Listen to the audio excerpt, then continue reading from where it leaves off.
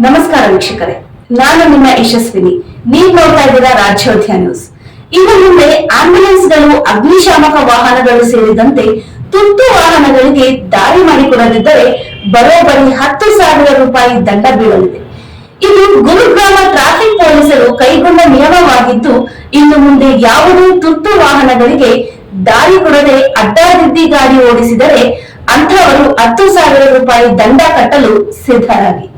ಗುರುಗ್ರಾಮ ಸಂಚಾರ ಪೊಲೀಸ್ ವಲಯದ ಅಧಿಕಾರಿಗಳು ಘಟನೆಯನ್ನು ವಿಡಿಯೋ ರೆಕಾರ್ಡ್ ಮಾಡಲಿದ್ದಾರೆ ಎಂದು ಸೇನೆಗಳ ವಾಹನಗಳಿಗೆ ದಾರಿ ಮಾಡಿಕೊಡದ ಅಪರಾಧಿಗಳು ಯಾವುದೇ ವಿಳಂಬವಿಲ್ಲದೆ ಆನ್ಲೈನ್ ಚಲನ್ ಪಡೆಯುತ್ತಾರೆ. ಘಟನೆಯ ವಿಡಿಯೋ ರೆಕಾರ್ಡಿಂಗ್ ಜೊತೆಗೆ ಚಲನ್ಗಳನ್ನು ನೀಡಲಾಗುವುದು ಎಂದು ಇವರು ಹೇಳಿದ್ದಾರೆ.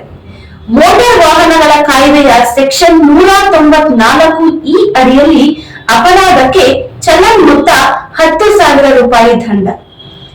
ಗಂಭೀರ ಸ್ಥಿತಿಯಲ್ಲಿ ಆಂಬ್ಯುಲೆನ್ಸ್ ನಲ್ಲಿ ವಿವಿಧ ಆಸ್ಪತ್ರೆಗಳಿಗೆ ಹೋಗುವ ಜನರನ್ನು ಉಳಿಸಲು ಇದು ಸಹಾಯ ಮಾಡುತ್ತದೆ.